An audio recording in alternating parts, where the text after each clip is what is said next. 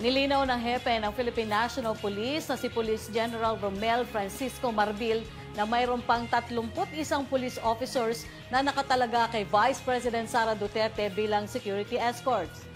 Pahayag ito ng PNP Chief bunsod ng pahayag ng Vice Presidente na binawi ng PNP ang 75 tauhan ng Police Security Protection Group na nakatalaga sa Office of the Vice President. Ayon kay Marbil, maliit lang na bahagi ang tinanggal na seguridad ni Duterte na ang kinuha nila at natira pa sa Vice Presidente ang 7 opisyal at 24 na non-commissioned officers.